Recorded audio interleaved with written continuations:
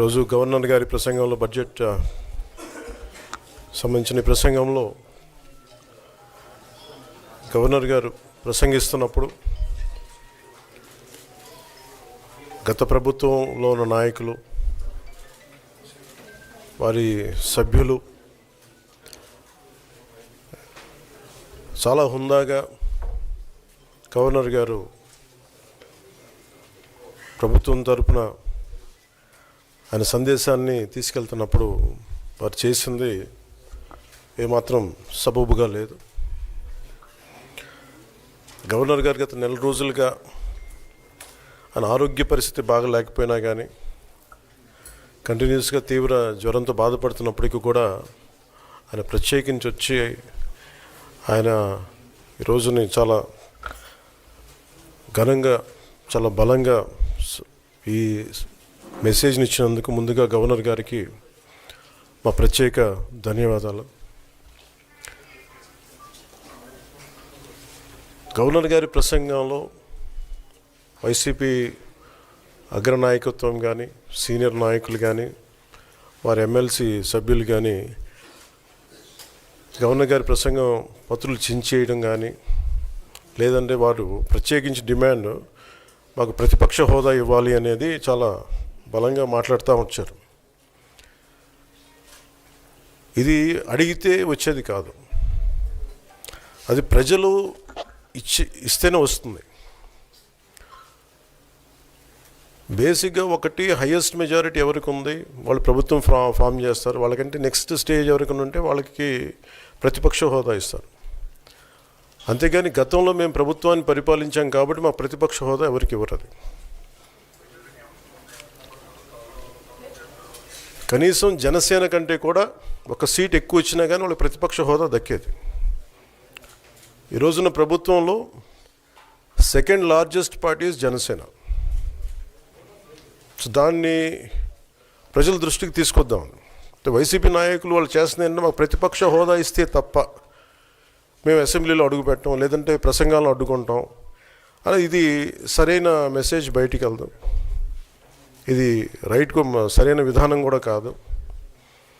ఇది ప్రజలందరికీ తెలియజేయాలనుకున్నాం. ఇది ప్రతిపక్ష హోదా ఏ పరిస్థితిలో వస్తుందంటే మీకు రూలింగ్ పార్టీ కంటే కూడా అత్యధికంగా ఇంకొక సీట్లు వాళ్ళకంటే మీరు వస్తే దాని తర్వాత స్థానం మీకు వస్తే ఖచ్చితంగా ప్రతిపక్ష హోదా వాళ్ళకే ఉంటుంది. 21 సీట్లు ఉన్న జనసేన 11 సీట్లు ఉన్న వైసీపీకి ప్రతిపక్ష హోదా ఎలా వస్తుంది? మేము వస్తే తప్ప మేము అసెంబ్లీకి రాము, ఇలా గవర్నర్ ప్రసంగాలను అడ్డుకుంటాం అనేది ఇది సరైనది కాదు. ఇది ప్రజలందరికీ కూడా తెలియచేస్తున్నాం ఈ సందర్భంలో. అందుకని ఇది భవిష్యత్తులో కూడా మేము కోరుకునేది వైసీపీ నాయకుల్ని మీకు ప్రతిపక్ష హోదా ఇవ్వకపోయినా ప్రజలు మీకు 11 సీట్లు ఇచ్చారు, దాన్ని గౌరవించి మీరు అసెంబ్లీకి రండి. మీ స్థాయికి తగ్గట్టుగా మీకు మీకు ఎన్ని ప్రశ్నలు అడగాలో దాన్ని తగ్గట్టుగా ఇస్తారు మీకు. ఇవన్నీ దాటి మన స్పీకర్ గారు కూడా చాలా గౌరవంగా వాళ్ళు 11 సీట్లు వచ్చినప్పటికీ కూడా చాలా గౌరవంతో ఇంతకాలం వాళ్ళకి ఇస్తూ వచ్చారు. ప్రశ్నోత్తరాల సమయంలో కూడా ఆయనకి ఇచ్చారు. గతంలో కూడా ఇవన్నీ ఆయన రావడానికి కూడా ఆయన ఎలా రావాలి ఏం చేయాలి దానికి కూడా చాలా ఏమాత్రం ఇబ్బంది పెట్టకుండా గతంలో కూడా చేశారు. ఫస్ట్ మీరు మనకి గవర్నమెంట్ ఫామ్ అయిన తర్వాత కూడా వీటిని దృష్టిలో పెట్టుకొని వైసీపీ కొంచెం హుందాగా వ్యవహరించాల్సిన అవసరం ఉంది. వైసీపీ నాయకులకు కూడా మీకు బాధ్యత ఉంది. గవర్నర్ గారి ప్రసంగాన్ని మీరు ఆ విధంగా మీరు ప్రశాంతంగా విని దాన్ని వచ్చే జరుగుతున్న సమావేశాల్లో మీరు దాని మీద లోటుపాట్లు మీరు చెప్తే బాగుంటుంది తప్ప ఇలా కూర్చోబెట్టి అరుపులు కేకలు ఇది సమంజసంగా లేదు.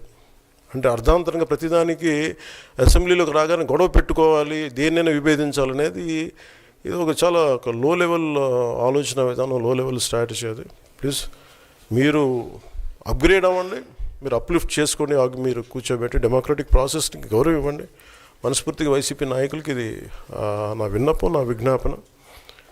This what I would like to say. And నిజంగా కావాలి అంటే మీరు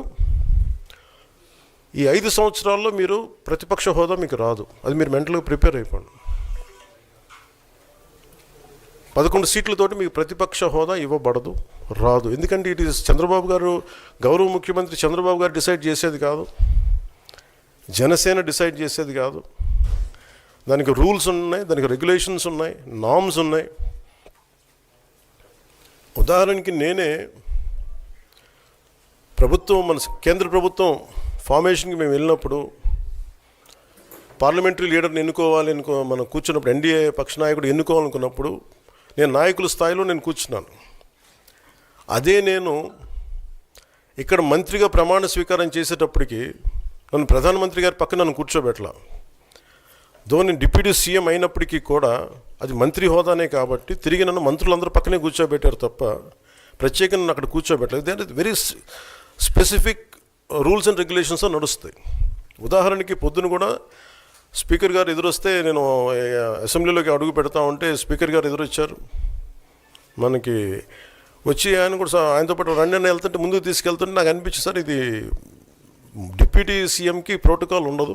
ఓన్లీ ముఖ్యమంత్రి గారు, స్పీకర్, మనకు కౌన్సిల్లో ఉండే చైర్మన్ ఆయనే మీరు చేయాల్సింది తప్ప ఇది మేము ఉండేది కాదని చెప్పి నేనే వెళ్ళిపోయాను. ఎందుకంటే మేమే ప్రోటోకాల్స్ బ్రేక్ ఎందుకు చేయమంటే మాకు లేని ప్రోటోకాల్ మేము అడగం. అలాగే వైసీపీ నాయకత్వం కూడా గుర్తించాల్సింది, ఇది మీకు హోదా ఇవ్వబడదు. ఇది చంద్రబాబు గారు ఆప్ చేస్తేనే కాదు, ఇది ఎవరు ఆప్ చేసింది కాదు, మీకు ప్రజలు మీకు ఇవ్వలేదు. మీకు అది మీరు దృష్టిలో పెట్టుకొని మీరు ప్రవర్తించాల్సింది మనస్ఫూర్తిగా నేను వారిని కోరుకున్నాను. అంతేగాని వారిని ఎక్కడ అవమానం పరచాలని కానీ వారిని తగ్గించాలని కానీ లేదు. 175 సీట్లు కేవలం 11 సీట్లు ఇచ్చారు వాళ్ళకి. ఆ దృష్టిలో పెట్టుకొని ప్రవర్తించవలసిందిగా మనస్ఫూర్తిగా వారికి కోరుకుంటూ మీకు తెలియజేసుకున్నాను. Thank you.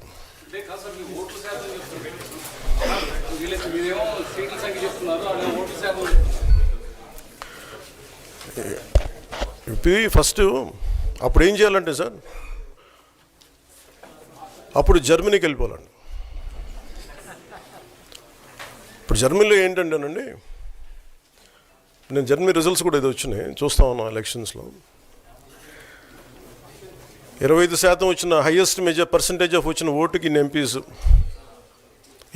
ఇంత అసెంబ్లీ స్థానాలు ఉంటాయి వాళ్ళకి. 5% మించి తక్కువ వస్తే 5% ఓట్లు మిగతా వాళ్ళు పంచుకుంటారు.